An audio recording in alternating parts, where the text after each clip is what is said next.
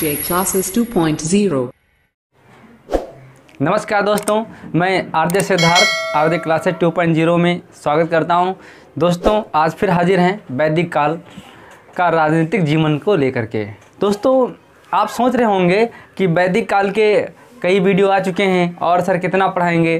दोस्तों मैं बात करूं तो इस बार एक ब्रह्मास्त्र वार होना चाहिए कि कोई भी निशाना चूके ना और कोई भी शिकार छोटे ना। मतलब दोस्तों ये है कि यदि आप अभी तक बहुत सारी किताबें पढ़ते होंगे तो उसमें सारी चीज़ें नहीं मिलती हैं और इसके बाद जब आप एग्ज़ाम देने जाते हैं तो उसमें लगता है अरे ये कहाँ से आ गया, ये तो मैंने पढ़ा ही नहीं।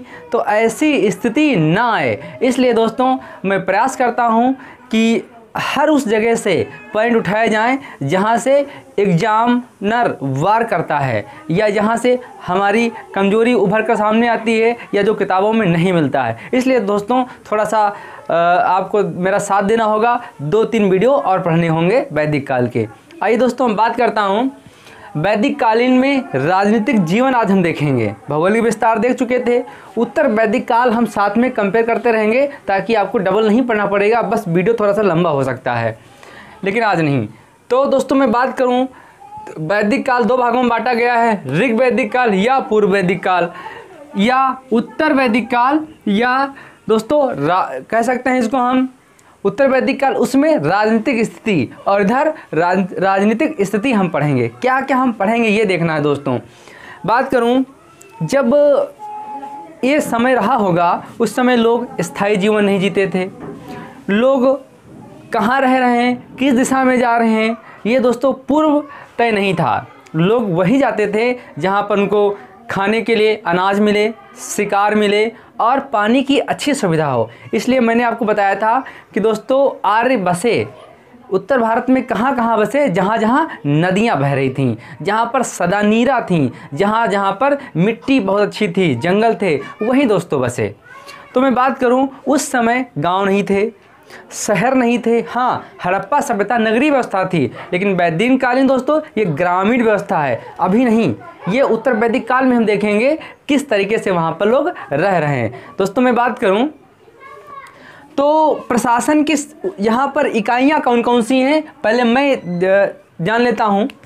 बात करूँ यहाँ पर जन, यहाँ पर जन है और उत्तर वैदिक काल में जन प्लस जन, एक और जन मिल जाएगा, बराबर जनपद हो जाएगा।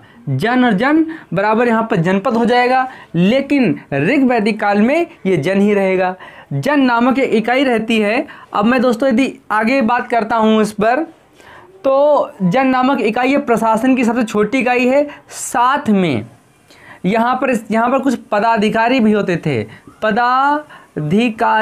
पदाधिकारी होते थे। मैं पहले ही बता चुका हूँ कि वैदिक कालीन कबीलाई समाज है और उत्तर वैदिक कालीन कबीलाई समाज से थोड़ा ऊपर उठेगा। तो मैं बात करूँ पदाधिकारी यहाँ पर 2 प्रकार के होते थे, ऐसा नहीं पदाधिकारी वहाँ पर भी होंगे।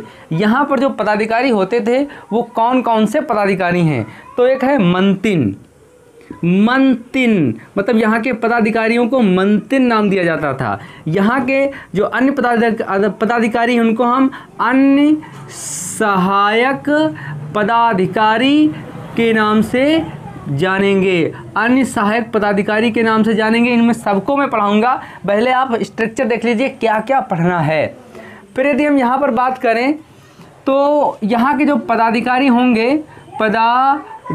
यहाँ के जो पदाधिकारी होंगे दोस्तों वो क्या कहलाएंगे, रत्नी या रत्निन कहलाएंगे। रत्निन, यहाँ के पदाधिकारी रत्निन कहलाएंगे, मतलब उत्तर वैदिक काल के पदाधिकारी रत्निन कहलाएंगे और ऋग वैदिक काल के पदाधिकारी मंतिन कहलाएंगे। ये आप नोट कर लेंगे, बहुत महत्वपूर्ण है, पूछ देता है एग्जाम में कि मंतिन पदाधिकारी कहाँ थे। तो आप तो पढ़े होंगे कि ऋग वैदिक काल में है, लेकिन ऋग वैदिक काल में कहाँ, तो ऋग वैदिक काल में दोस्तों पूर्व ऋग वैदिक काल या ऋग वैदिक काल में रत्निन या रत्नी आ जाए तो ये उत्तर वैदिक काल की बात हो रही। यहाँ पर पदाधिकारी आपको मिल जाएंगे। यहाँ पर जो कर था वो स्वैच्छिक कर था। कैसा था? स्वैच्छिक कर था, जिसको बलि के नाम से जाना जाता था। ऋग वैदिक काल का जो कर था वो स्वैच्छिक कर था, स्वैच्छिक कर, जिसको बलि के नाम से जाना जाता था। अब उत्तर वैदिक काल में ये नियत कर हो जाएगा। कैसा हो जाएगा? नियत कर, नियत कर हो जाएगा। नियत कर जिसका 1/16 भाग राजा को देना आवश्यक है, 1/16 भाग राजा को देना आवश्यक है। और यहाँ पर पशु, चारागाह, चारागाह, पशु, चारागाह आदि पर भी कर लगने लगे, लेकिन यहाँ पर अभी कर लगाए नहीं जा रहे हैं। फिर मैं बात करूँ, इस समाज में ऋग वैदिक या उत्तर वैदिक काल में कुछ संस्थाएं थीं, कुछ संस्थाएं थीं। कौन कौन संस्थाएं थीं? तो सभा, सभा थी, नोट करते रहेंगे। समिति थी, सभा थी, समिति थी। विदथ थी, नोट करते रहेंगे मित्रों। सभा थी, समिति थी, विदथ थी, गण थी, परिषद, गण थी, और एक संस्था थी परिषद। अब उत्तर वैदिक काल में क्या होगा? उत्तर वैदिक काल में ये संस्थाएं आपकी बचेंगी, सभा और समिति, सभा और समिति, ये दो संस्थाएं बचेंगी। और इन दो संस्थाओं का, इन तीनों संस्थाओं का अस्तित्व यहाँ पर समाप्त हो जाएगा, यहाँ पर समाप्त हो जाएगा। तो आप देख चुके होंगे किस तरीके से मुझे राजनीतिक जीवन पढ़ना है। इस पर हम आज प्रकाश डालेंगे, चर्चा करेंगे। आप मेरे साथ जुड़े रहिए और नोट करते रहिए, क्योंकि जो मैं आज पढ़ाने वाला हूँ वो आपको किसी एक किताब में नहीं मिलेगा। इसलिए आपको थोड़ा रुकना है और मेरा साथ देना है, अपना ज्ञान बढ़ाना है।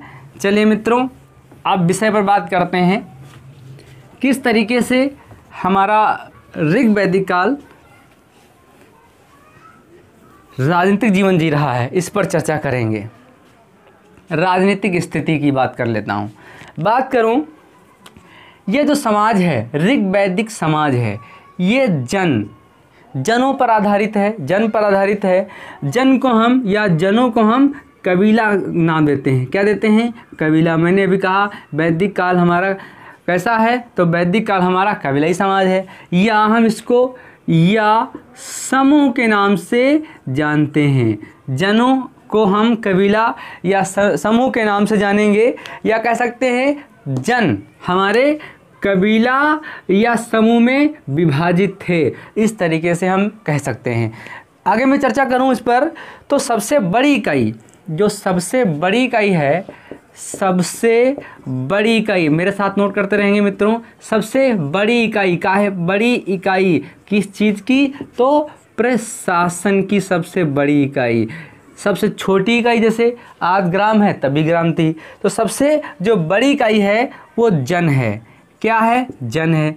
जो जन है, इसके प्रमुख को क्या कहा जाता है? सबसे बड़ी इकाई प्रशासन की तरफ में जन है, इसके प्रमुख को कहा जाता है विषामपति। क्या कहा जाता है? नोट कर लेंगे, विषामपति, विषामपति कहलाता है। अच्छा, तो और किस नाम से कहा जाता है? तो जनस्य गोपा। क्या? जनस्य गोपा, ठीक, और गोपा, ठीक, और सारे नाम हैं, मैं चर्चा करूंगा उस पर। मैं भी बताऊंगा कि ये जनस्य गोपा, गोपा क्यों पड़ा, ये गाय के नाम पर नाम रखा गया, लेकिन कैसे पड़ा, मैं इस पर चर्चा करूंगा। अगली जो प्रशासन की इससे छोटी इकाई रहेगी, किससे छोटी? जन से। घटते क्रम में बात कर रहा हूँ। कैसे बात करूँगा?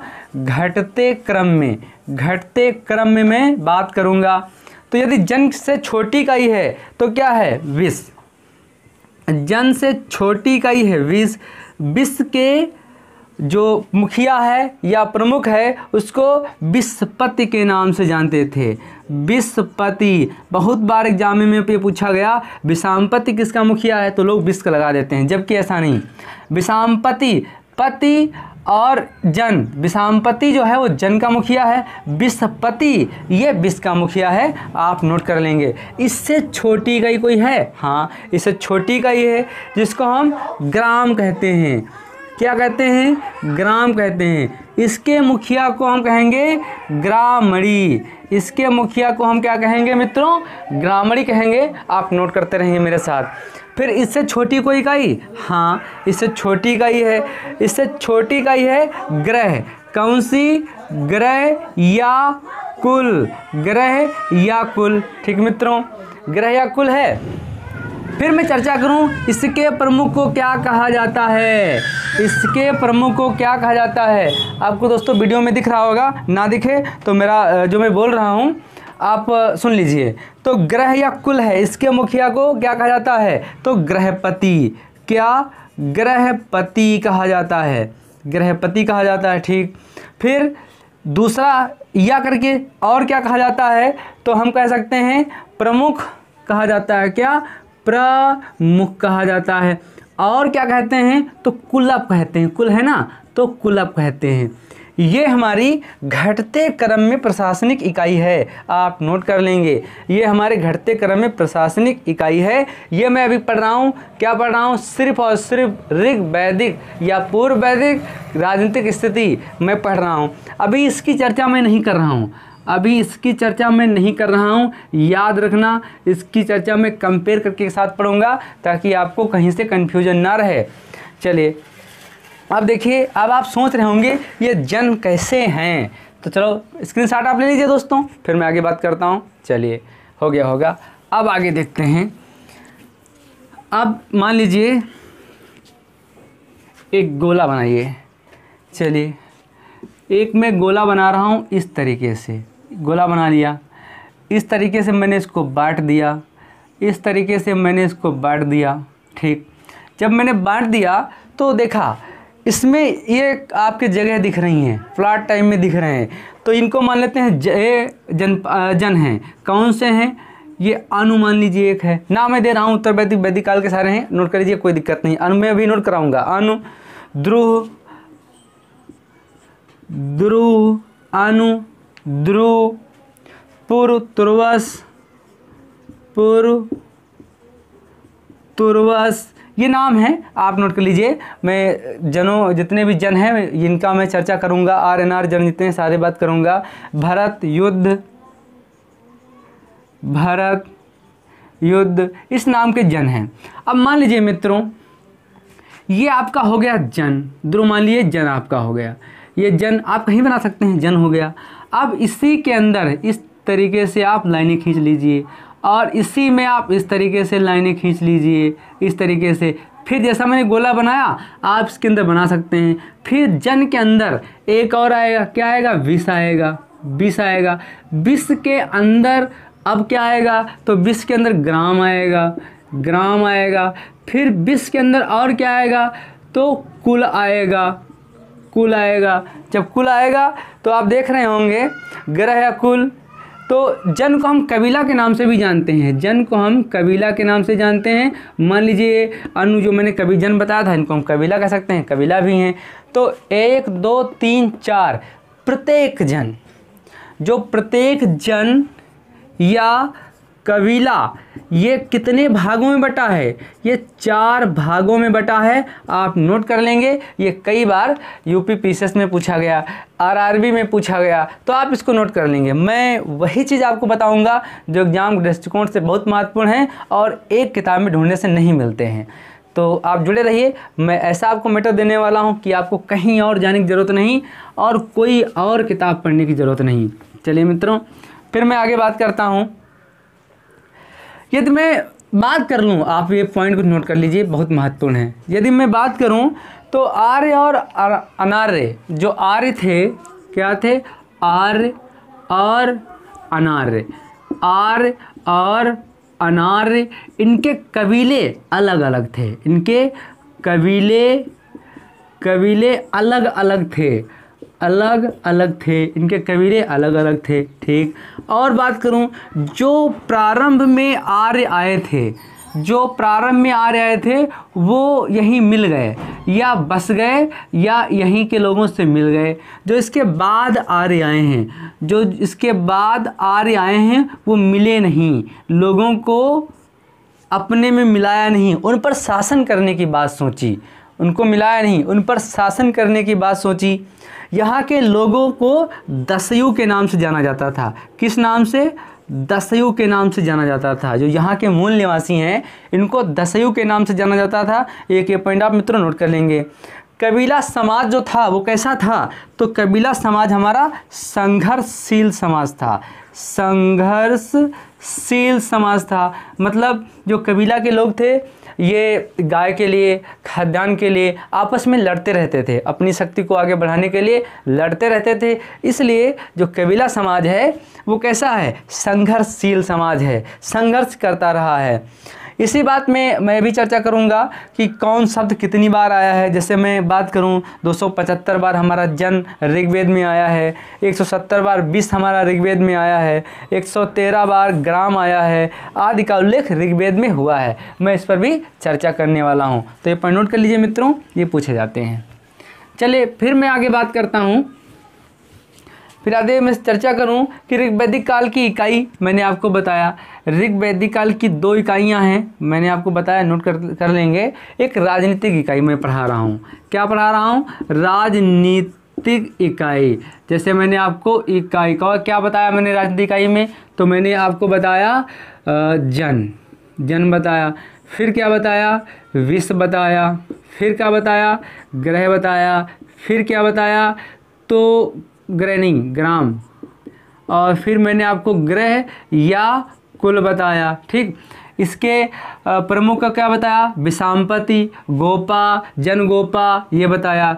विश्व के प्रमुख को क्या बताया, तो बताया मित्रों मैंने विश्व के प्रमुख को विस्पति बताया।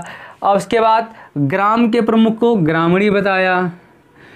कुल या ग्रह के प्रमुख को मैंने क्या बताया, तो प्रमुख बताया, या ग्रहपति बताया, कुलप बताया। तो आप ये पॉइंट नोट कर लेंगे। फिर अब एक और कार्य है इसका, जो यहाँ का राजा है या प्रमुख, उसका कार्य क्या है, किसका कार्य, जनस्य गोपा का, या जनगोपा, जनगोपा कह सकते हैं या गोपा कह सकते हैं।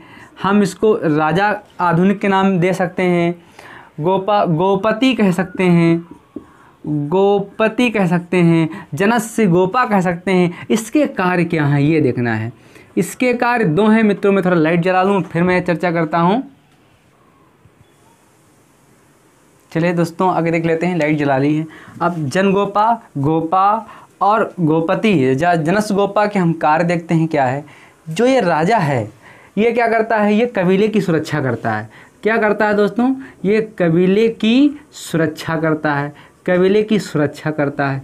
कबीले के साथ साथ में इसमें मनुष्यों की, अपने लोगों की सुरक्षा करेगा, पशुओं की सुरक्षा करेगा और पशुओं की चोरी होने से बचाएगा। एक ये कार्य है।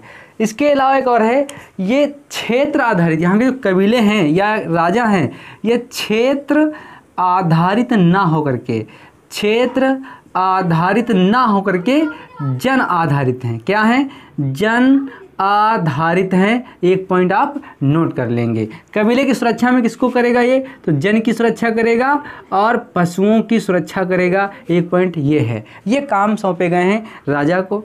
अब राजा अकेले तो काम कर नहीं सकता है, राजा के लिए अधिकारी होंगे।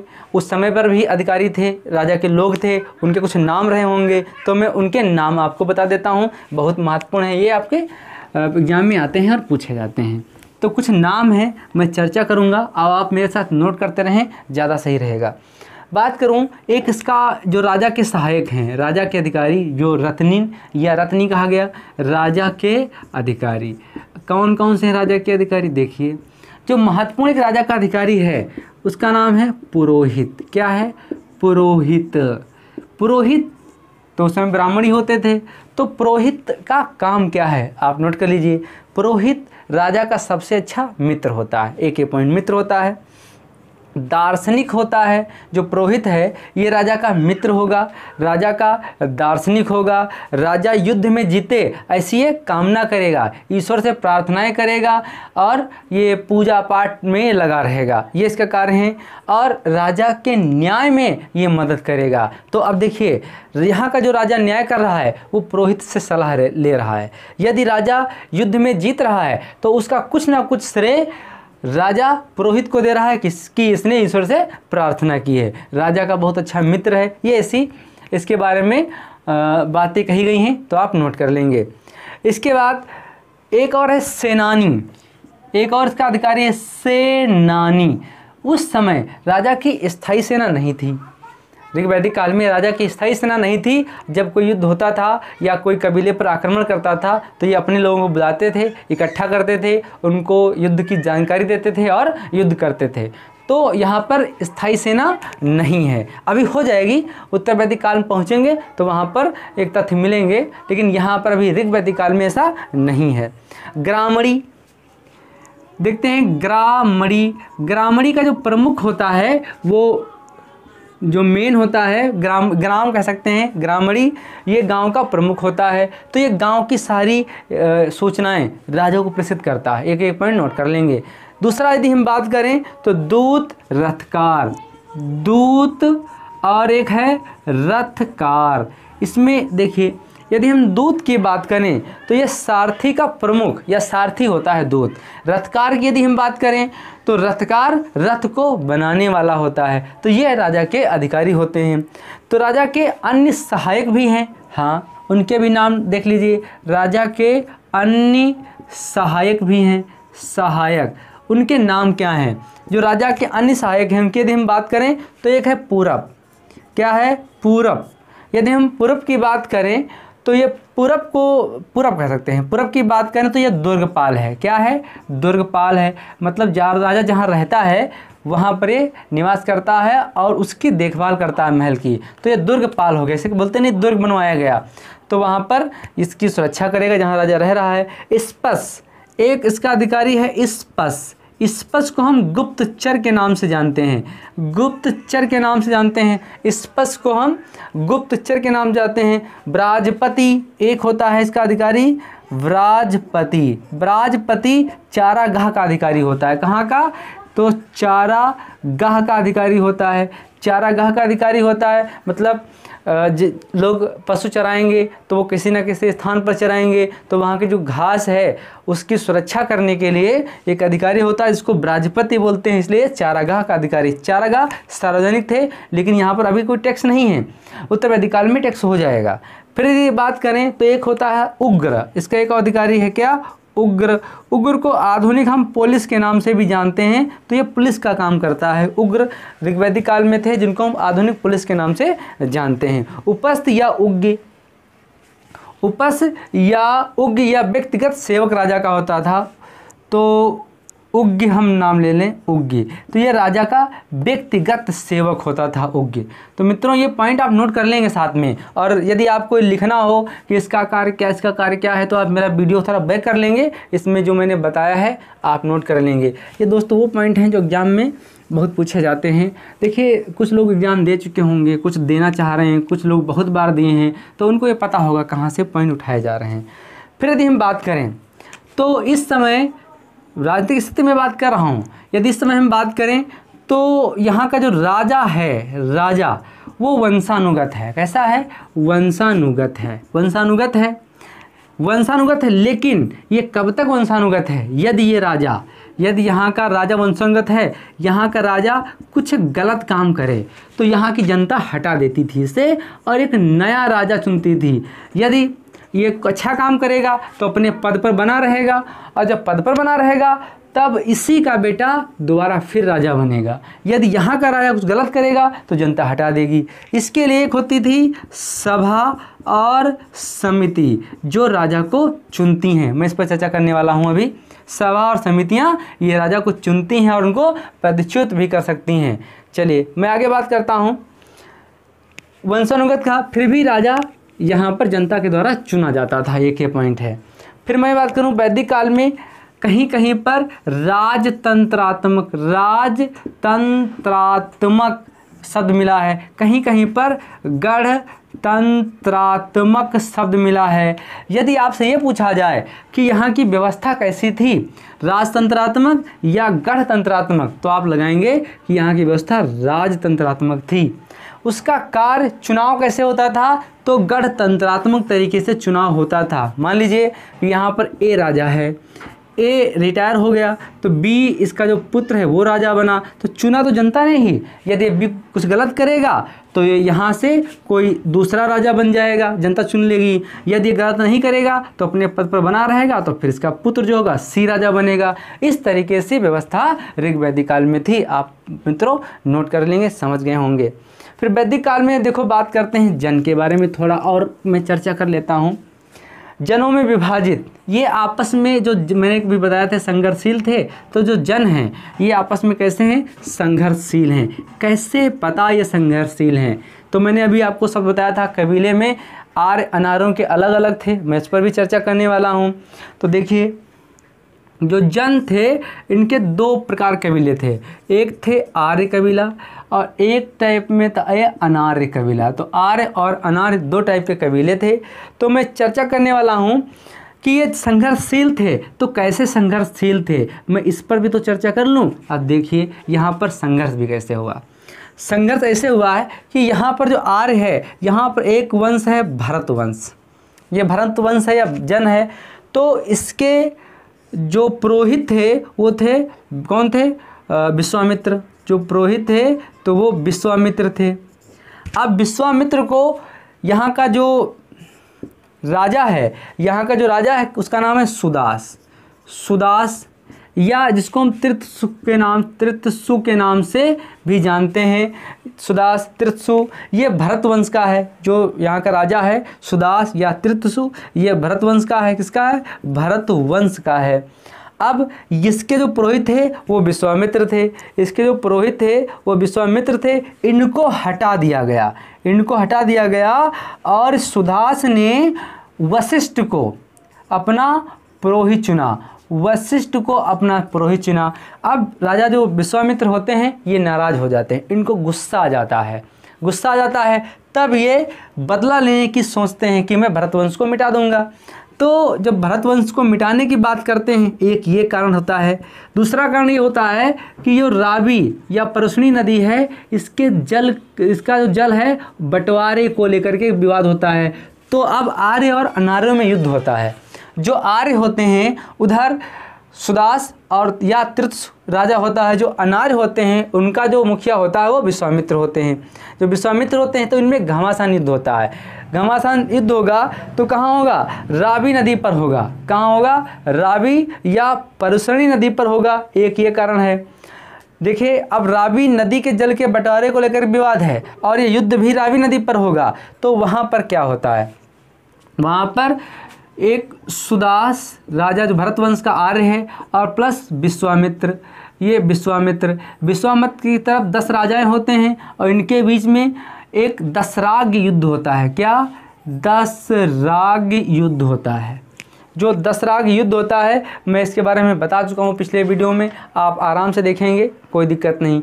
अभी जो दशराग युद्ध होता है इसमें जो विश्वामित्र हैं वो हार जाते हैं और राजा सुदास की विजय होती है। इधर जो रावी नदी के जल के बंटवारे को लेकर के बात हो रही है उसको भी कारण बताया गया है इस दशराग युद्ध का। उसमें भी क्या होता है कि युद्ध तो एक ही है, कारण दो हैं। तो वहाँ राजा जो यहाँ पर दशराग युद्ध हुआ, सुदास जीत गया और विश्वामित्र यहाँ पर वो हार जाते हैं। जब हार जाते हैं तो इसका उल्लेख भी ऋग्वेद में है, मैं पीछे बता चुका हूँ, आप देख लेंगे। तो इस तरीके से जन हमारे संघर्षशील थे। अब मैं आर्य अनार्य शब्दों को यहाँ पर लेके आया हूँ तो इनके बारे में कुछ मैं कबीले बता देता हूँ। तो देखिए 5 कबीले थे जिनके बीच युद्ध हुआ। कौन कौन थे, आर्यों की बात करूँ मैं तो इधर अनु कबीला था। क्या था, अनु कबीला था। यदु था एक कबीला, यदु था एक कबीला। द्रुह था एक कबीला, द्रुह था। 3 हो गए, द्रुह था। पुरु तुर्वसु और पुरु तुर्वसु, पुरु और तुर्वसु, ये आर्य कबीले थे, ये आर्य कबीले थे। अब अनार्य कबीले भी रहे होंगे। हाँ, अलिन था, यहाँ पर आर्य कबीला अलिन था और शिव था। ये कबीले हैं मित्रों, अलिन कबीला अनार्य, शिव कबीला, विषाणिन, तख्त, विषाणिन और तख्त, ये कबीलों के नाम है, नोट कर लें, पूछे जाते हैं कि कौन कौन दशराग युद्ध में कबीले थे। इसके बाद भलानस, एक और था भलानस। तो ये कबीले हैं। पूछा जाता है कि अनार कबीले दसराग युद्ध में कौन थे, आर कबीले दसराग युद्ध में कौन थे, आप नोट कर लेंगे, ये पूछा जाता है। साथ में मैंने भैया बताया था कि यहाँ पर कुछ संस्थाएं थीं, वो राजनीतिक संस्थाओं में अपना योगदान दे रही थीं। कौन कौन संस्थाएं थीं, मैं उनकी चर्चा कर लेता हूँ, बस लगे हाथों आप देख लीजिए। थोड़ा वीडियो बड़ा हो सकता है, कोई दिक्कत नहीं, 30-35 मिनट का वीडियो होगा तो आप देख लीजिए, लेकिन आपको कहीं और जाने की ज़रूरत नहीं है। मैंने कहा था कि यहाँ पर कुछ संस्थाएं हैं। कौन सी संस्थाएं हैं, सभा है, समिति है, विदत है, गण है, सभा, समिति, विदत, गण और परिषद है, जो कि राजनीति को देख रही हैं या हैंडल कर रही हैं। इनके बारे में चर्चा करता हूं मैं, इसमें से ये बहुत महत्वपूर्ण है, ज़्यादा महत्वपूर्ण नहीं है। तो आप पॉइंट डाल लीजिए मित्रों। आप पॉइंट का डालेंगे, सभा, सभा के बारे में पढ़ लेते हैं। सभा क्या है, सभा देख लीजिए, नोट करिए। देखिए ये सभा जो है ये कैसी है, तो ये पुरुष प्रमुख यहाँ का होता है। क्या, पुरुष प्रमुख होता है, पुरुष यहाँ का प्रमुख होता है सभा में। एक पॉइंट नोट कर लेंगे, पुरुष यहाँ का प्रमुख होता है। और जो सभा है इसका ऋग्वेद में 8 बार उल्लेख हुआ है। जो सभा है इसका ऋग्वेद में 8 बार उल्लेख हुआ है। इसका जो प्रमुख है वो पुरुष होता है, उसको सभे के नाम से जाना जाता है। क्या, सभे के नाम से जाना जाता है। अब आपके मन में आ रहा होगा क्या महिलाएं यहाँ की नहीं होती थीं सभा में? हाँ होती थीं, जिनको सभावती के नाम से जाना जाता था। जो महिलाएं होती थीं सभा में उनको सभावती के नाम से जाना जाता था। द्वारपाल यहाँ पर होते थे। क्या होते थे? द्वारपाल होते थे। द्वारपाल जिनको सभाचार के नाम से भी जाना गया, सभाचार, जो कि सभा में शामिल होते थे। मित्रों एक पॉइंट आप नोट कर लेंगे। आधुनिक ये जो सभा है ये आधुनिक राज्यसभा की भांति है। जो वर्तमान में राज्यसभा है उसके समान ये है। कौन? सभा, आधुनिक राज्यसभा के समान है। आधुनिक राज्यसभा के समान। यहाँ पर एक और पॉइंट है, श्रेष्ठ और ज्येष्ठ। श्रेष्ठ और ज्येष्ठ लोग यहाँ पर पाए गए हैं। श्रेष्ठ और ज्येष्ठ लोग इसमें भाग लेते थे, एक ये पॉइंट है। और सभा न्यायालय के रूप में कार्य करती थी। न्यायालय के रूप में कार्य करती थी। सभा न्यायालय के रूप में काम करती थी। महिलाएं भी इसमें भाग लेती थीं। इतने पॉइंट हैं जो आप नोट कर लीजिए, बहुत पूछे जाएंगे। मेरे वीडियो को थोड़ा रोकेंगे, धीरे धीरे सुनेंगे, आपको समझ में आ जाएगा, क्योंकि थोड़ा टाइम भी हो रहा है तो मैं स्पीड में पढ़ा रहा हूँ ताकि आपको मैं जल्दी जल्दी मैटर दे सकूँ। चलिए फिर मैं आज बात करता हूँ समिति की। समिति की बात करता हूँ। समिति, समिति हमारी जो आई है ये 9 बार ऋग्वेद में आई है। समिति शब्द 9 बार उल्लेख आया है ऋग्वेद में, एक पॉइंट नोट कर लेंगे। ये सबसे महत्वपूर्ण संस्था है। क्यों? क्योंकि ये आम आदमी इसमें भाग लेता था, इसलिए इसको आधुनिक लोकसभा के नाम से भी जानते हैं। आधुनिक लोकसभा के नाम से जानते हैं। सबसे लोकप्रिय थी, क्योंकि इसमें लोकप्रिय होने का कारण ही हो रहा है मित्रों, आम जनता इसमें भाग ले रही थी, लोकप्रिय थी। ये राजा को पदच्युत या निर्वाचित, ये राजा को पदच्युत या निर्वाचित करने का अधिकार रखती थी। एक पॉइंट नोट कर लेंगे। यहाँ के जो सभापति को ईशान के नाम से जाना जाता था। यहाँ के सभापति को ईशान के नाम से जाना जाता था। एक पॉइंट आप नोट कर लेंगे। एक शब्द आया है मध्यमसी। क्या शब्द आया? बहुत पूछा गया है मित्रों। मध्यमसी, एक शब्द आया है मध्यमसी। मध्यमसी का मतलब है पंचों द्वारा यहाँ पर न्याय या निर्णय किया जाता था। पंचों लोग बैठते होंगे, आम जनता रही होगी तो वो मिलके यहाँ पर काम करती होगी। अगला है, यहाँ पर मैंने उग्र शब्द अभी आपको बताया था, तो ये पुलिस के लिए प्रयोग किया गया। तो पुलिस जैसी व्यवस्था भी कहाँ थी? समिति में थी। एक पॉइंट नोट कर लेंगे। यहाँ का जो न्यायाधीश है, क्या है? न्यायाधीश, उसको प्रश्न, आप देखिए यहाँ का जो न्यायाधीश है उसको प्रश्न विनायक के नाम से जाना जाता था। प्रश्न विनायक के नाम से जाना जाता था यहाँ के न्यायाधीश को। एक ये पॉइंट नोट कर लेंगे। आधुनिक लोकसभा के समान इसको जाना जाता है समिति के बारे में। तो मित्रों समझ में आ गया होगा। चलिए एक और देख लेते हैं, विदत क्या है 2 मिनट में। विदत गढ़ और परिषद का उल्लेख आया है लेकिन ज़्यादा जानकारी इसके बारे में नहीं मिलती है। तो विदत के बारे में देख लेते हैं क्या है विदत। विदत का उल्लेख ऋग्वेद में 122 बार आया है। 122 बार आया है। एक पॉइंट नोट कर लेंगे। ये सबसे प्राचीन संस्था है। कैसी है? सबसे प्राचीन संस्था है। सबसे प्राचीन संस्था है। जनसभा के नाम से इसको जाना जाता था। जनसभा मतलब यहाँ पर जनता रहती थी इसलिए जनसभा के नाम से आम जनता भी भाग लेती थी। जनसभा है। इसके बाद यहाँ पर सामाजिक धार्मिक निर्णय भी किए जाते थे। कैसे? सामाजिक धार्मिक निर्णय भी लिए जाते थे। कहाँ? विदत में सामाजिक धार्मिक निर्णय भी लिए जाते थे। अब बात करें तो यहाँ पर उपज के बंटवारे का बंटवारा भी होता था। उपज के माल का यहाँ पर बंटवारा होता था। अब समिति की यदि बात कर लें तो यहाँ पर लूट के माल का बंटवारा होता था। ये भी नोट कर लेंगे। समिति में लूट के माल का बंटवारा होता था। फिर यदि बात करें तो 1 2 3 4 5 ऋग्वैदिक काल 5 संस्थाओं में विभाजित था। एक पॉइंट अभी तक पूछा गया है। बस विदत के बारे में इतने आपको पढ़ना है। तो हम गढ़ के बारे में यदि बात कर लें तो गढ़ क्या है? तो मित्रों गढ़ के बारे में यदि हम बात करें तो यहाँ पर सिर्फ और सिर्फ कुलीन लोग रहते थे। गढ़ में सिर्फ और सिर्फ कुलीन लोग रहते थे। कुलीन लोग, श्रेष्ठ लोग यहाँ पर रहते थे। और इसका 46 बार उल्लेख आया है ऋग्वेद में। कितनी बार? 46 बार आया है। परिषद की बात करें तो यहाँ विद्वान लोग रहते थे। कौन रहता था? विद्वान लोग यहाँ पर रहते थे। ये पॉइंट इसके बारे में है। तो 2 को नहीं पढ़ना है। 2 का ज़्यादा जानकारी नहीं मिलती है। सभा समिति विदत के बारे में आपको पढ़ना है। अब बात करते हैं उत्तर वैदिक राजनीतिक स्थिति। इसको मैं कंपेयर करूँगा तब मैं आपको पढ़ाऊँगा। तो मित्रों आज का सेशन आपको कैसा लगा? आपके लिए मेरे द्वारा दी गई जानकारी कैसी थी? इस पर कमेंट करके ज़रूर बताएं। और दोस्तों यदि आपको अच्छा लगा हो तो वीडियो को लाइक शेयर करें, कमेंट करें और मेरा साथ दें। मैं आपका बहुत आभारी रहूँगा। धन्यवाद दोस्तों। नमस्कार।